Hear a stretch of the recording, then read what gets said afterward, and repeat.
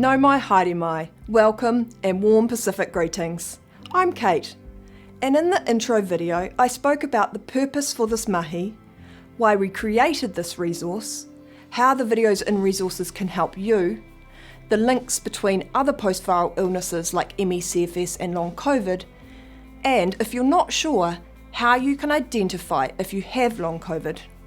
If you haven't had a chance to watch this video yet, jump back and take a look. It's a great way to set the scene. In this video, we'll kōrero about what long COVID is, the symptoms you might experience, and how your doctor can diagnose you. Before we start, it's important to remember that long COVID is a real illness.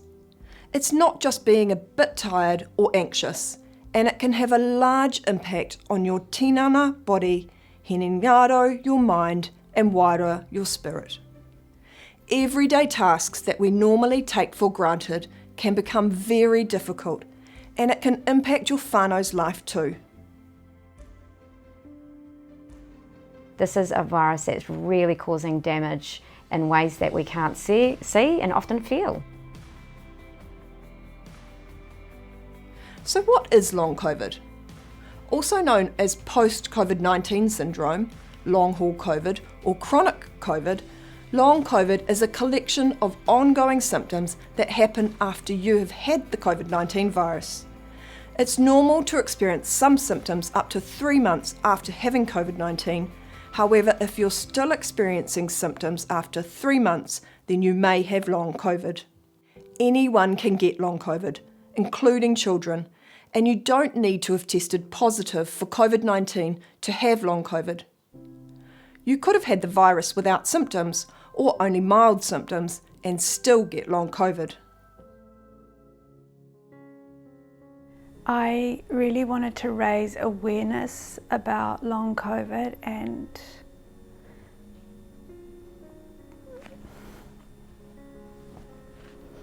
particularly POTS, and that even if you have a moderate case of COVID, that it can still, and being vaccinated, it can still really devastate your life. Your health status does not make you immune to getting long COVID, and I think that's one of the things that really has alarmed people, you know, that people come forward and say, I was a marathon runner, I was a super sports person, I got COVID, I barely even noticed, and now I have a really debilitating long COVID. There have been cases where people have long COVID symptoms after having the COVID-19 vaccine, in particular those with post-viral illnesses. My LC symptoms actually started after I had my first vaccination in August of last year, and these were things that were different that my doctor couldn't pin on any reason for them. What I really noticed here, and in fact the international groups came to me to ask these questions, because some people were being impacted by vaccination. A vaccination is training your immune system, and a vaccine is training us to recognise the one protein, the spike protein. And so we're training up our immune system to do its job so that if and when you get exposed, you shut that down really quickly. So to do all of that, we need building blocks. We need a tip-top shape immune system, but essentially it can go wrong. It misfires. You know, we have a whole list of illnesses related to our immune system failing us. So it's the same sorts of things can happen in the context of vaccination. If we're seeing people who have just been vaccinated having similar symptoms, that tells us that it's the anti-spike immune response that's triggering something a little bit unusual. I'll come back to symptoms in a moment. First, let's look at what's going on in your tinana, in your body. Research suggests that long COVID happens due to a combination of ongoing inflammation in the body and brain, immune system dysfunction, disrupted blood clotting pathways, damage to cells from the virus, and/or damage or changes to the mitochondria in our cells, which are the power plants of our cells that make the energy our body needs. We know it's disrupting the immune system. We know that there's definite inflammation involved. We know that there's probably, if there's not sort of physical, sort of detectable rather, organ damage, we know that our vascular system, our blood vessels that feed our whole body are likely to be damaged. And so there's hints and tips all through the literature pointing to those things. And one of those things is that we know that SARS-CoV-2 is not just a respiratory virus. So it's causing that systemic inflammation. One train of thought is that the ongoing trigger to the immune system and the alarm signals that are going off is that we haven't fully cleared the virus. Another train of thought is that because of our immune system getting disrupted, our normal immune control, where we wander around every day keeping any latent viruses or dormant viruses that we've had, that we contracted in our childhood, that they're getting reawakened. There's a period before a diagnosis is made, 3 months for long COVID, 6 months for ME/CFS. This is a period where I think healing can occur. And so if one can quieten down the inflammation, peripheral inflammation, quieten down the inflammation that's going on in the brain and the central nervous system. It's also possible that when your immune system is under pressure, other viruses can be reactivated to contribute to symptoms. This includes Epstein-Barr virus, the virus that causes glandular fever, cytomegalovirus, CMV, herpes or shingles. EBV and CMV can be tested with a blood test, and there are some medications or supplements that can help support the immune system to fight them. For some people, the COVID-19 virus can cause damage to the heart or lungs, trigger the relapse of another condition or an underlying condition to appear that you didn't know you had. So your doctor will want to check for this. These can include diabetes, heart disease, thyroid problems, inflammatory bowel disease, cardiorespiratory conditions, musculoskeletal conditions like arthritis, or immune disorders. After a month, I still had a number of the symptoms, particularly the brain fog, and one of the symptoms of FND, and what I was doing was the inability to walk properly. So on odd occasions I can walk quite normally, but the rest of the time I have a bit of a shuffle, and other times I just completely lose the ability to walk. I eventually got a referral to a neurologist, and that's a whole nother story.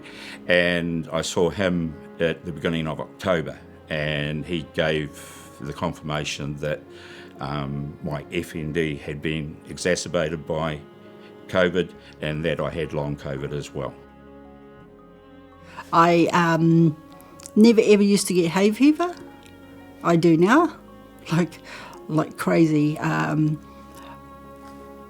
I always used to get diabetes checks because my father's family are all diabetics, and I get the quarterly checks done every 3 or 4 times a year. I ended up coming out of hospital with diabetes. If you are in a state of dysfunction, then you get infected with a virus. You may or may not be able to control that virus very well because you're already in a dysfunct state. You may already have, an inflammatory type condition, especially things like autoimmunity. Autoimmunity is a state where our immune system has gone off track, and and there's inflammation and all those things. So it's not unsurprising that we're going to see an exacerbation of these types of inflammatory linked illnesses coming through. Things like diabetes. I was engaging with a bunch of doctors recently across all disciplines, all different specialties, and one of the comments that was made was, I don't know how to communicate this, or we can't document this, but every person we're seeing, their rare thing is way worse than we've ever seen before, whether that's a rare skin condition, basically any type of inflammatory type of conditions. Doctors are seeing them in worsened states. Mark on your calendar 3 months from when you had COVID-19. If you're experiencing any of the symptoms we talk about in this video, you may have long COVID, so make an appointment with your doctor or health provider to discuss the symptoms and rule out any other conditions. Still seek help though if it's been less than 3 months and you're concerned, especially if your symptoms are severely impacting you. So let's talk about symptoms. Through our experience with ME/CFS as a post-viral illness, we know that early diagnosis and symptom management are the key to improving symptoms and your quality of life. Understanding your symptoms and how severely they affect you are the first critical steps in managing long COVID. This also helps improve your sense of control, your taha hinenaro, mental health, and your overall sense of well-being.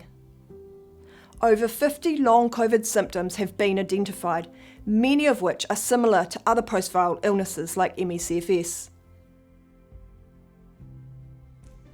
Long COVID symptoms can be wide-ranging, and not only that are there over 200 symptoms that we could potentially attribute to long COVID, but some could be very severe and some could be very mild, but they all matter.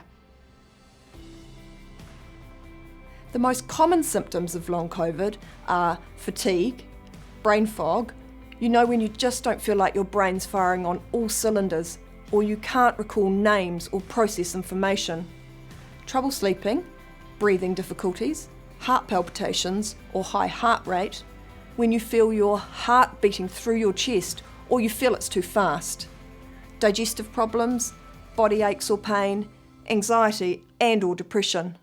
There is also post-exertional malaise, where you feel worse after mental, physical or emotional activity, and a collection of symptoms called dysautonomia caused by a problem with our autonomic nervous system. This includes orthostatic intolerance, when you get symptoms being upright or standing, and I'll explain these further soon. So I experienced fatigue, a lot of fatigue, pretty much slept for 3 days and haven't quite come back to where I was pre-COVID. And I find that concentration is a little harder. I didn't experience the brain fog, but my concentration, I have to focus a lot more than I previously did. As well as doing surveys with people with long COVID, we did very in-depth interviews. And so we were able to understand the symptoms which had the greatest impact on people with long COVID. And I think probably the ones that had the greatest impact were the fatigue and the brain fog. And when I'm talking about impacts, I'm really talking about ability to live the life that people were living before they got sick. I think we're going to have a phase of this of recovery where people will say, oh, I'm fine, but. And I think those but categories can be different for different people, and one of them I think is the neurological impairment, cognitive impairment, brain fog. You know, these are all the names that we sort of throw around with this, what we describe as brain fog. And I think it's going to be one of the most tricky to quantify. One of the terms I quite like is impaired executive function. So, and what that's really meaning is, you know, you can function perfectly fine, you know, it's not like you're in a sort of severe state of brain damage, but things aren't gelling, things aren't working. You can't remember things, you stop mid-sentence, or you don't function the way that you did. The brain stuff's still difficult, and it seems to be related to stress levels. You know, if I've got too much on, or I've been trying to do too much, or I haven't been sleeping well, then a lot of that executive processing function just goes away. It just becomes impossible, and I wonder where my keys are. I don't think it's the same sort of cognitive decline that occurs in the last sort of 3 or 4 decades of life. I think it's a different thing. There are also other symptoms which we've grouped into categories, so feel free to pause the video and see which ones apply to you. With our nervous system, pins and needles or numbness, muscle twitches or tremors, vision problems, balance problems, short-term memory loss, limb weakness, or ringing in the ears. In our cardiovascular system, a slow heart rate, differing to the fast heart rate we mentioned before, or a cough. In our digestive system, digestive discomfort, alcohol intolerance, food intolerance, and other general symptoms, flu-like symptoms with sore throats and tender glands, loss of taste or smell, occasional fevers, skin rashes or itching, headaches, and chemical sensitivities. It's important to note that new symptoms can develop weeks or even months afterwards. They can also change or come and go over time. Some people will be severely impacted and others mildly impacted and still able to function. The best management approach for you will depend on how bad your symptoms are.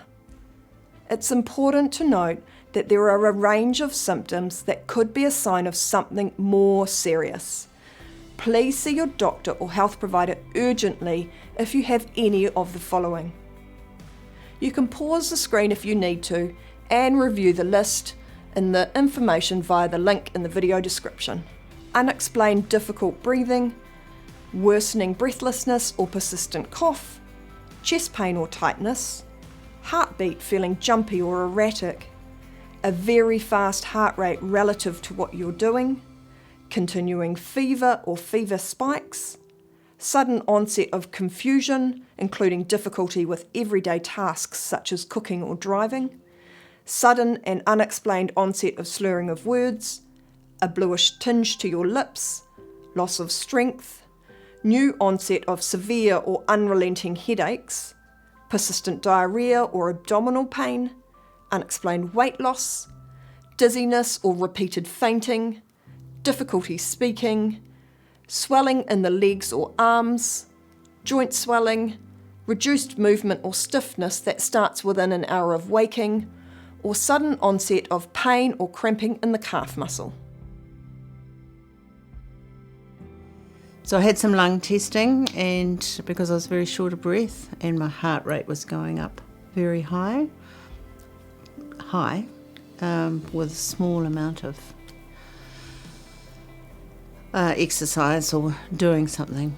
And he said, "No, I'm happy with your lungs." And I said, "Well, why do you think my heart's going mad?" And he said, "Well, I'm not sure. Might be the vaccine, might have been myocarditis with the second lot. We'll just test. We'll just do this cardiac enzyme test." And that came back very high. So I'd actually been having small heart attacks. So I've not been doing terribly much since then. And currently I'm just managed with medication and lifestyle, but nothing has turned up in the cardiac screens that I've had so far to say why. Use our symptom list and tracking tools available to download via the link in the video description. This will help you communicate with your doctor or health provider and help you see what symptom management tools are working for you.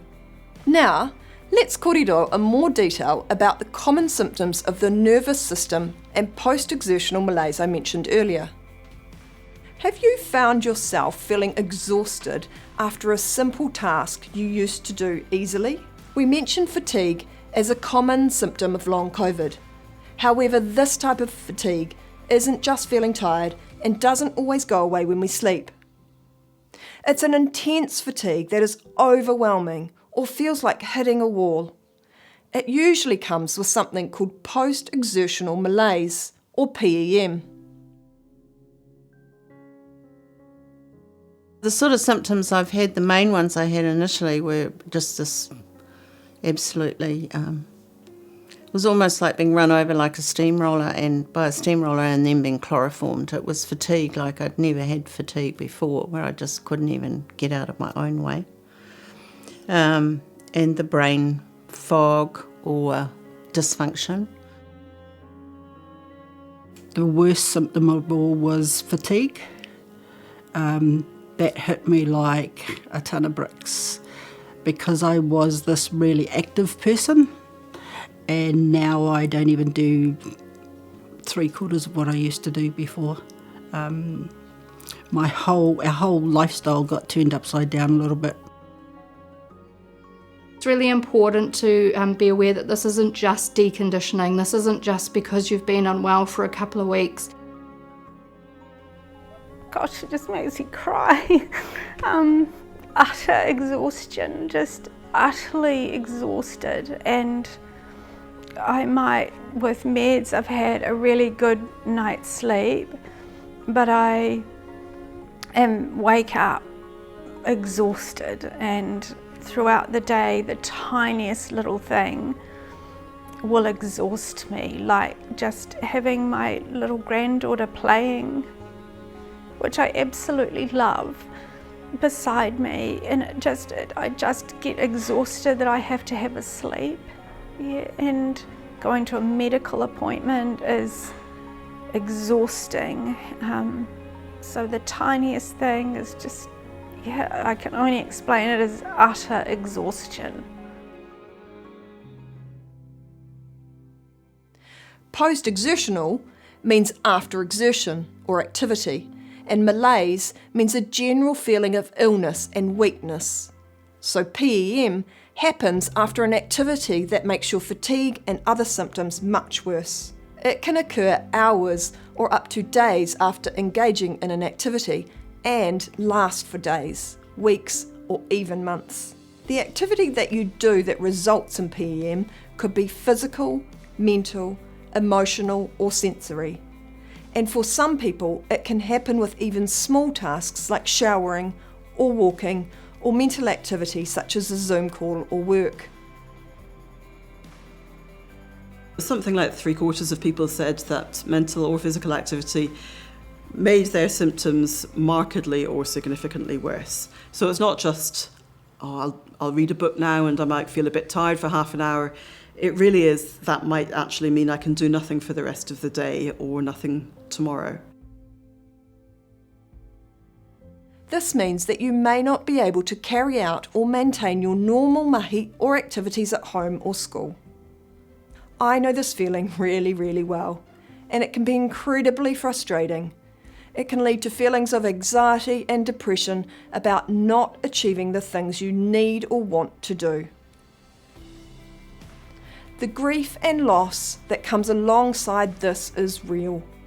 So check out video 7 where we talk about dealing with the stress, anxiety and emotions of having long COVID. Having ME/CFS, I've learnt to think of this time as achieving rest for my body instead of not achieving things.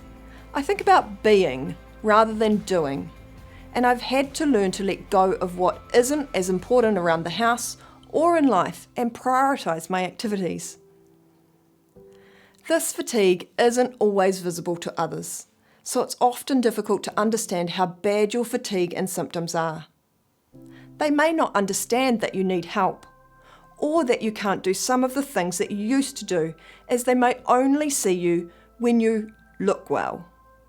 For example, if you meet a friend for a coffee, but then spend 2 days at home resting to recover, your friend only sees you out and may struggle to understand why you don't get out more often. For a long time, the wider family didn't get what was going on. You know, you're sick, you'll get better. Why aren't you better yet? What's happening? And I just never got better. In fact, then I'd crash and it was worse. And I think it's taken them a long time to realise that I'm changed, that I'm not the person I used to be. I try to explain it like thinking about a mobile phone battery that doesn't charge properly. And while it may work for a short period of time, the charge drains quickly. After a rest and charge, it will work again, but it doesn't work all the time, and without the charge and rest, it won't function at all. This can be done through understanding your limits and pacing, which we talk about in video 5. There is a part of our nervous system that we control, such as moving an arm, smiling, or kicking a ball. Then there is another part of our nervous system called the autonomic nervous system that controls our body functions without us thinking, like breathing, temperature regulation, or keeping our heart beating. It can be one of the common symptoms, even with people that don't necessarily identify as having long COVID. So that can mean, you notice tachycardia, your heart racing a lot, and also shortness of breath. In the last 3 months, my resting pulse can sit usually between 95 and 105. During night time, I sit between 62 and 70. But once I start getting functional during the day, I can lie down, and after resting for 2 hours, my resting pulse can still be 105. The other day when I was at the supermarket, just pushing the trolley around very slowly, as I do, my pulse got up to 131. And at times I can feel the pulsing in my head. Because like everything, there seems to be no organic reason for these things happening, so it seems to be related to the nerves and things just sending some funny messages around the place. ME people and long COVID people have this hypersensitivity of all of the sensory things, and this can be noise, it can be light. So, we learnt with time that we had to darken the room that my daughter was in. Watching TV is something which can be very overstimulating, and so parents can help control that. In the early stages of having long COVID, it was just basically put yourself in a quiet room, limit interactions. So my world is quite small now, but initially going back in the classroom, it was very fatiguing, simply because of all of the sensory input going in, because you've constantly got people around you, you've got noise around you, you're also sort of putting energy into how far something is away from you. You're hypersensitive because in that time breathing and the mask wearing and all of that, so it was just complete overload, and you don't socialise at lunchtimes and things like that, following conversations when there's other noise going on. So it's a lot like having concussion in that regard, yeah. Dysautonomia is when the autonomic part of our nervous system isn't functioning properly and could explain some symptoms that you didn't realise were related to long COVID.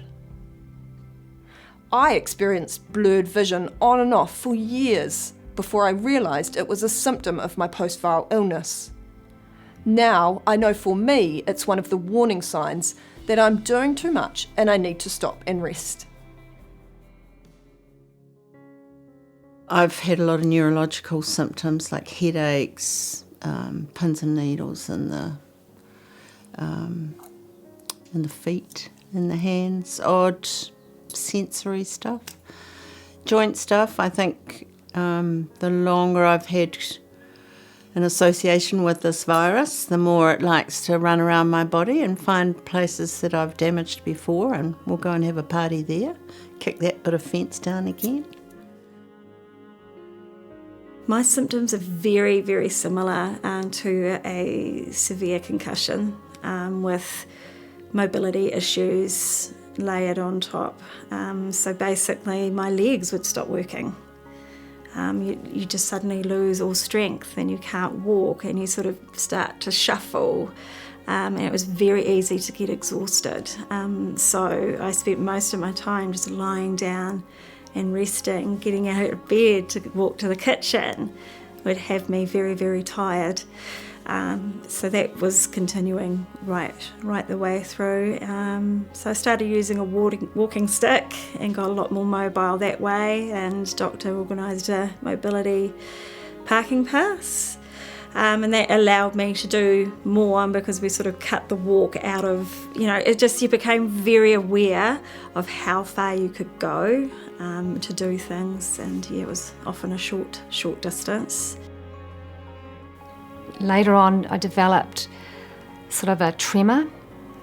So my hand kind of would do this, and that just grew and grew until one day I just was lying, having a rest, or about to go to sleep, and I just started, this was happening, and then the other side, and then it would be like full on, and my whole body just was like this epileptic type muscle spasms.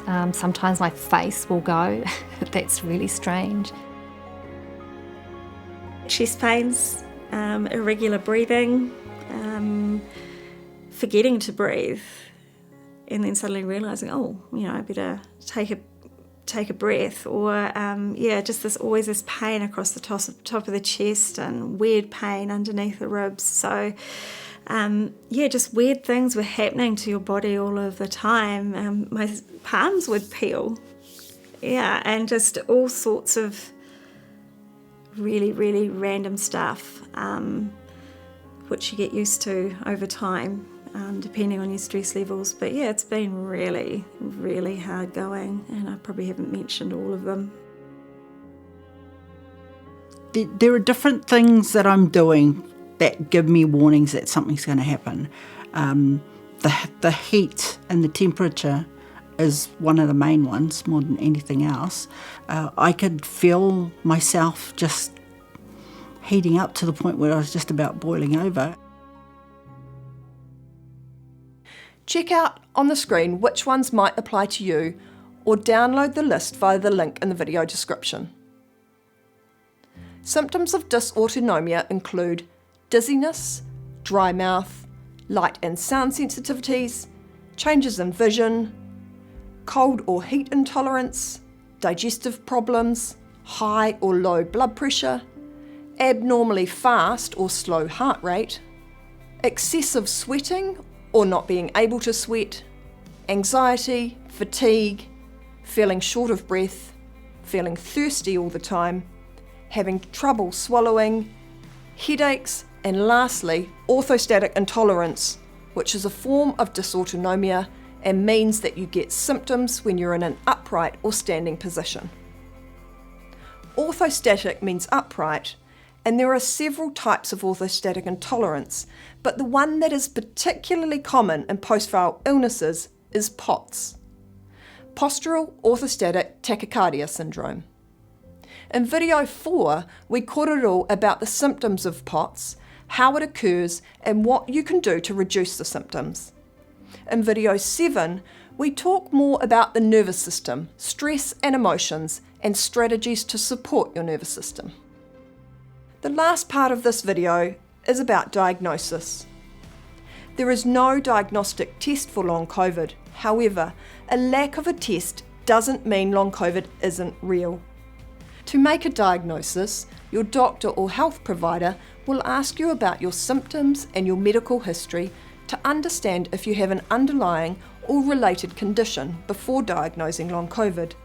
This is where a symptom list and symptom tracking is helpful, as the cognitive challenges that go with long COVID make it difficult to explain and communicate your symptoms during a visit with your health provider or doctor. I think one of the first things that you can do is start to try and track what activity you're doing, so that we can really get a sense of what it is that's triggering these symptoms. The main thing is to not ignore it, because the more that you try to just push through it, the worse that it can actually get. And again, trying to figure out whether this is actually happening earlier on is a lot easier than 6 months down the line when people have been fatigued for a long time. Some doctors may not yet be knowledgeable about long COVID or the related conditions, understand how to diagnose it, or have a full grasp of the treatment options or impact it has. However, there are a lot of resources out there that your doctor and health provider can access.